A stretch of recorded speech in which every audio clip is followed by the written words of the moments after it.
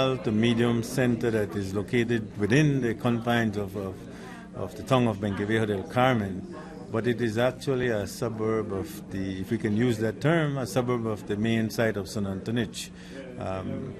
It was discovered back in the 1930s, and since then the town has grown and has encroached upon the lands that are part of the archaeological site. In fact, what remains today are about a dozen mounds, which we are going to excavate and expose them. They still have a shrine there and a major or medium-sized temple. The site dates to, at the height of its occupation, it was probably around 600 to 800 AD, and mostly occupied by an elite household. In this case, we are simply exposing the architecture of the buildings that were once there. We will expose several of the structures in order to show the general public what was there once. We are planning to build a fence around the site, also to put in signage so that people can understand what was there in antiquity.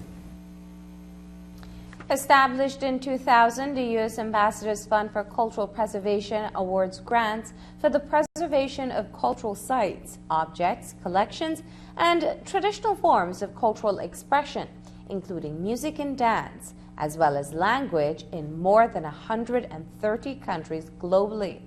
Ambassador Moreno spoke of the AFCP and its benefits to Belize.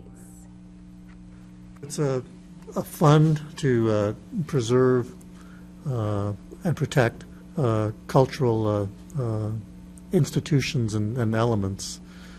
Here in Belize, a number of the grants going back to, I believe, about 2003 have involved the preservation of Mayan sites, although not exclusively. I think one of the grants a number of years ago went to preserve the government house, and another one went to preserve an old sugar mill from the middle 19th century.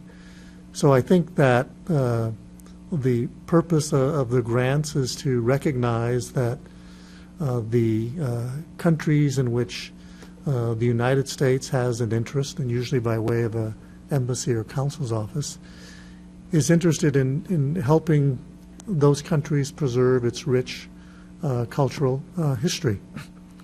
In this case, as the doctor said, it's more in line with preservation, because as I understand it, one of the principal elements of the project is to build a retaining wall to prevent further deterioration of the site. I think that's the primary goal.